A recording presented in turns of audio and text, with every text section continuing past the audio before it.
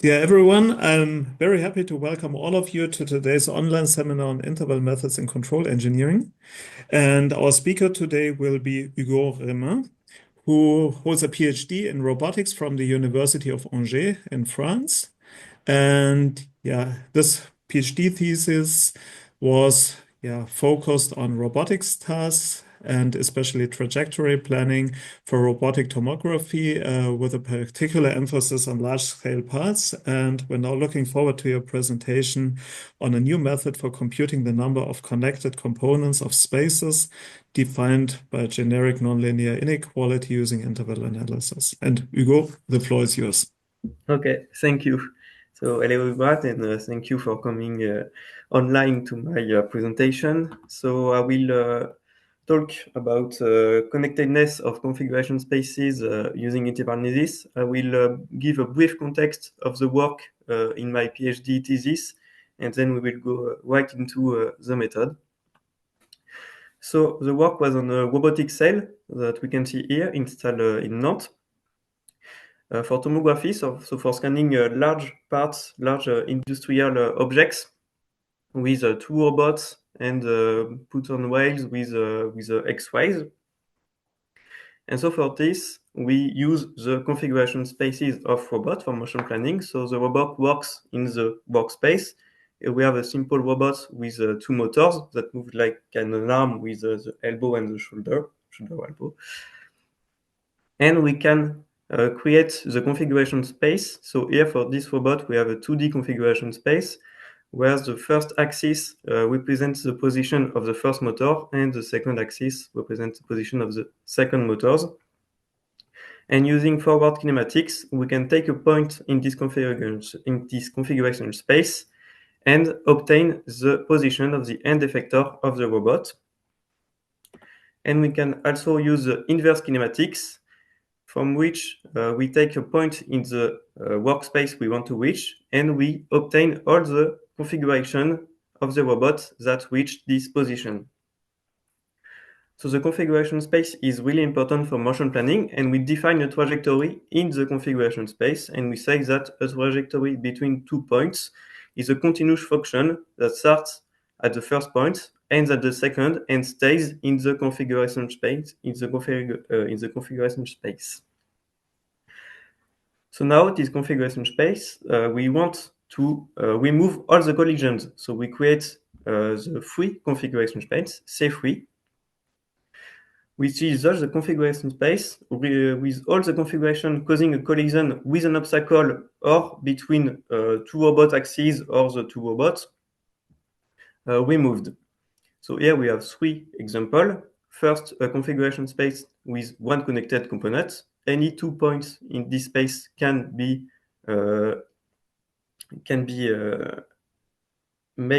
connected while staying in the space. Here we have a configuration space with two connected components. If we have 1 point in the first top one and one in the bottom one, we cannot connect the two while staying in the free configuration space. So we will have a collision in our trajectory. And here we have an interesting example where we have a narrow passage in the configuration space that can be quite tricky to take into account while planning the trajectory. So this is the general context. We want to characterize the connectivity of the configuration space to facilitate motion planning. So for this work, it extends naturally to all spaces defined by nonlinear inequalities, and we want to count the number of connected components of such sets. So here, one connected component, here, three connected components. To do that, there is already existing methods. There is two types of methods mainly. The formal methods that are proven to be complete, but are limited to algebraic or semi-algebraic sets of dimension 1. So they are not quite well adapted to configuration spaces of robots.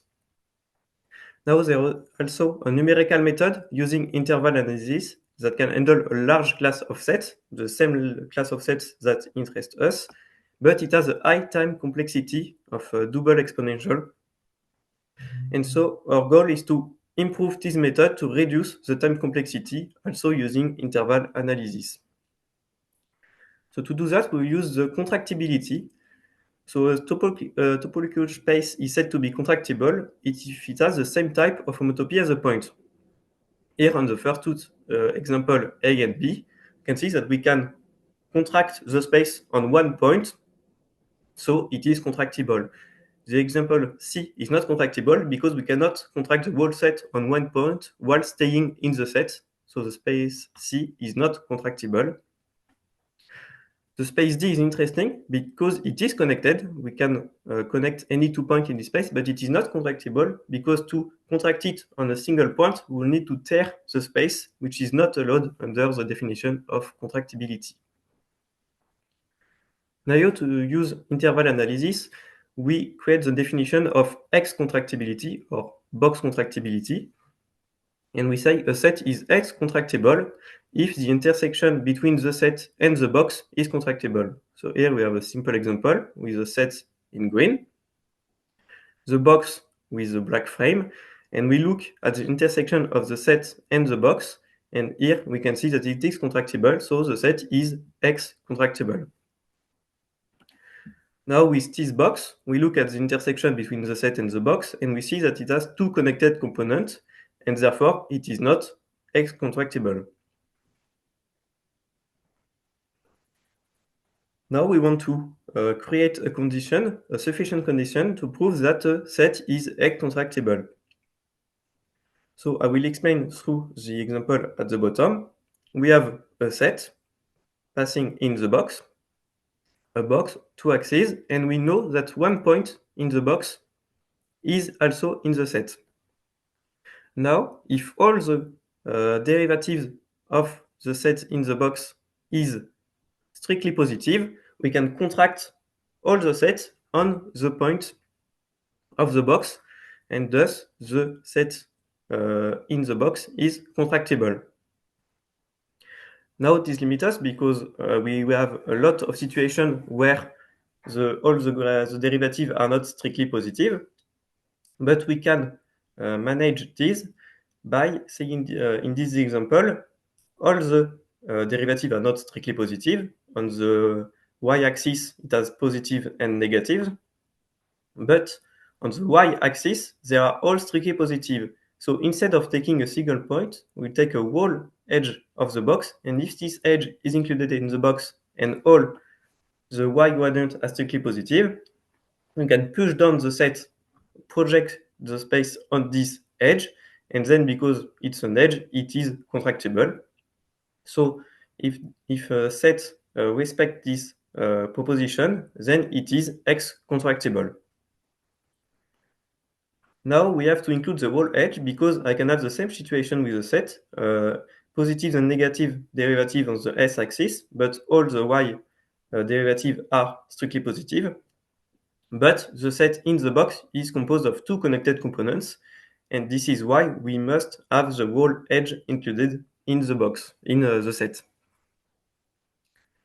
Now we use the two propositions to create a decomposition, a paving of the space. So we take our space defined by one inequality. We first test if the box is included in the set. If it is, we mark it as included. Otherwise, we check if the box is excluded of the set. If it is, we mark it as excluded. Otherwise, we test the contractibility using our previous two propositions. If it is proven contractible, we note it as such. Otherwise, we split the box in two and we start again until our boxes are characterized in one of the three categories. Here I have a simple example on the disk. We have a set defined by one inequalities. We can see a representation in the background in black. We use the previous method to decompose the space, and we obtain this paving with 4 included boxes in 10 boxes proven X contractible. Now we can create a graph. We create a node in the graph for each box, and we connect two node if there is a point in common between two boxes that is in the set. So for example, these two boxes have these two corresponding nodes and they are connected because there is one point in the box that is in one point of the set that is in both boxes. These points are obtained by using the points that we use to prove the contractibility in the proposition. Now, we want to extend to more than one inequality, but we have a problem because contractibility is not kept by intersection and union. Here on the left, we can see we have two sets, X and Y. They both are contractible, but the intersection of both sets is not contractible because it is made of two connected components. It is the same thing with the union of both sets.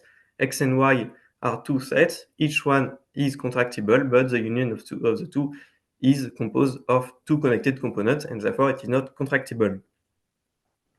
So to alleviate this, we create a table of combination of the two equalities. We have one inequality, one set, that is one of the four cases used in the decomposition. We have the other that is also in one of the four cases, and we check all combination possible of these four cases. So the table is symmetric, and 1/2 is not necessary. And I will describe how we interpret this table uniquely for the union because it's very similar to the intersection. So first, we have one space that is, the box is included completely in one set. So for the union of the two sets, the box is necessarily included in the union.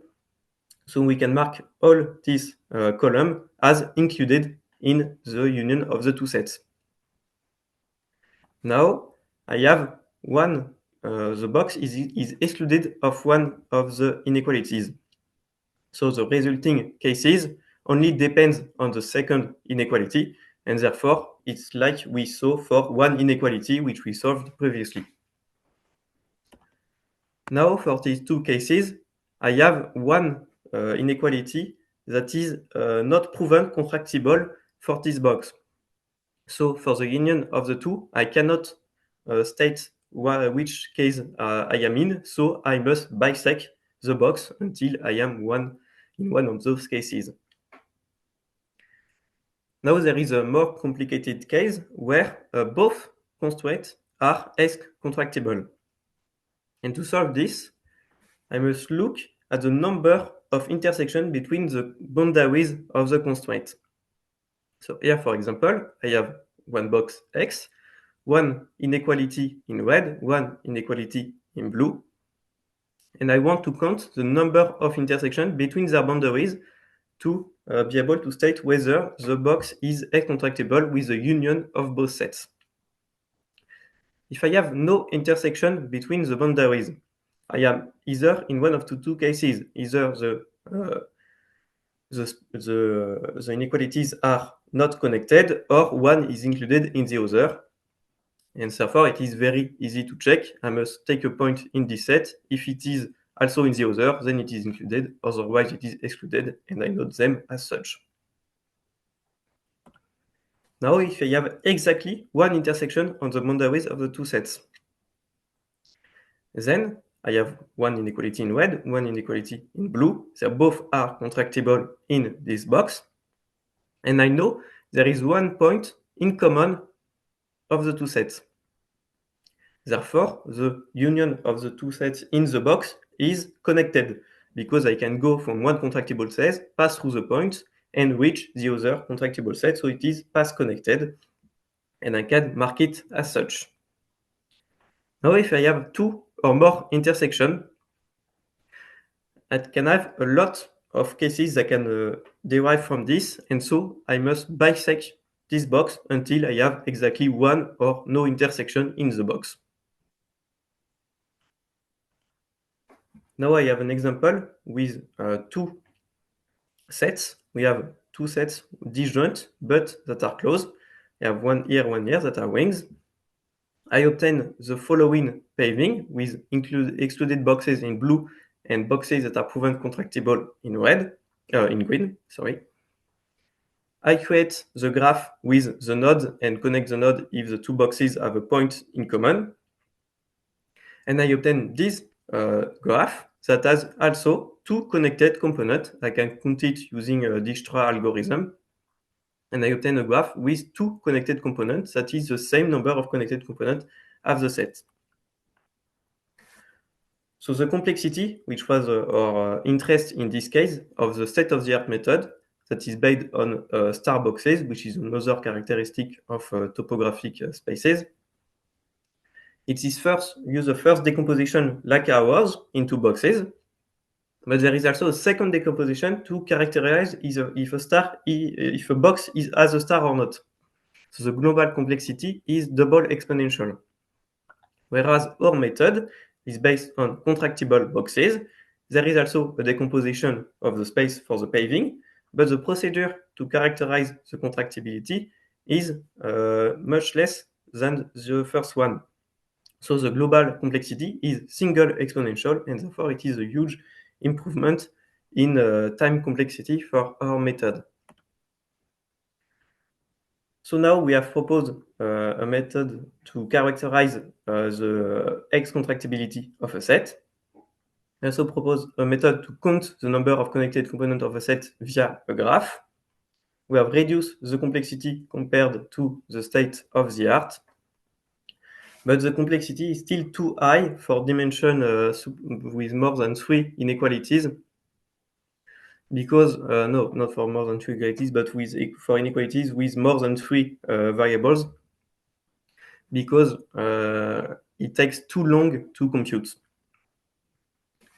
So this work led to 2 contributions in conferences, one in swim. Thank you for your attention. So many thanks, Hugo, for your very interesting presentation. And yeah, as usual, the presentation is now open for discussions. Who wants to start? Okay, maybe let me start. I think one of the big challenges of higher dimensions is definitely this splitting procedure that you mentioned. Yes. Do you have any intelligent strategy how to determine in which direction you prefer the bisectioning, or do you do the bisectioning equally in all the coordinates? No, I can. It works well by bisectioning in all the direction equally, but I can use the information on the gradient to bisect in the directions that are not all strictly positive, to have a better chance of splitting both regions. Okay, that means basically that's more or less yeah, information that you take into consideration about the variability of the function in each of the coordinates with the help of the first order derivatives. Yes. Yeah. The reason why I'm asking this is some time ago, I also worked a little bit on, let's say, heuristics that aim at reducing the number of boxes that you get from bisectioning-based algorithms. And there, what we did not only do is investigate the absolute value of those derivatives, but what we checked in addition is also, let's say, something like global sensitivity. And those would be things like, for example, multiplying each of those derivatives with the interval width in the corresponding directions. It could also partially we use second order derivative information for that purpose. And yeah, maybe this could be one way in order to figure out whether the algorithm also works for higher dimensional problems. Yeah, it would be something to. Yeah, I didn't think of that. Yes. We need to test if we can push the boundaries on the dimension of the problem. Yeah, yeah, that figure is perfect. In fact, wanted to ask you to go to that slide here. What you have at the moment is more or less your inequalities are structured in such a way that, yeah, each of the coordinates that you have, let's say, equal importance, or that they are also equally quantified. If you have, let's say, the inequality, you would have something like, let's say, an existential quantifier for each of the variables. It would say you're just searching for a solution that x1, x2, and so on need to satisfy the inequality. Now, do you know about any extensions that say, for example, you're searching for domains where you definitely need to have a solution for all possible values in the direction of x1, but there should exist at least one solution in the other dimensions. Something like, yeah, such a mixture there in the inequalities into which you would put some further semantics, where the semantics are then expressed by a mixture between existential and universal quantifiers. Yeah, I'm not sure how to answer this. I didn't look at this way at all. So I'm not sure how to give you a satisfying answer on this. Yeah, because I know someone here in the audience who has such type of problem. And it's Marit here who has such type of problem where the boxes come from an interval observer. That's something like an a priori knowledge. And then the boxes have to be contracted for the purpose of identifying some characteristics of a dynamic system. Okay. Yeah, and there must be solutions that are valid for all points in time of a certain interval, but you're searching for at least one of one possible realization of the state. And there you would have different types of quantifiers for each of the dimensions that span up those interval boxes. Okay. Okay. Yeah, maybe we'll forward you an article that you could have a look at. Yeah, maybe yes. Okay, let me check again. Any further questions from the audience? Don't be shy, unmute yourself. Yeah, we just have a comment from Sebastian, who congratulates for the nice presentation. Yeah, that's something I can fully second. Very nice talk. And yeah, if Thank there's you. no further question, we've had a brief, very concise online seminar today. Many thanks again, Hugo, for giving a very nice talk. Thank you for And the yeah, opportunity. we'll see each other in the next online seminar Friday in 2 weeks. Yes. Bye. Goodbye.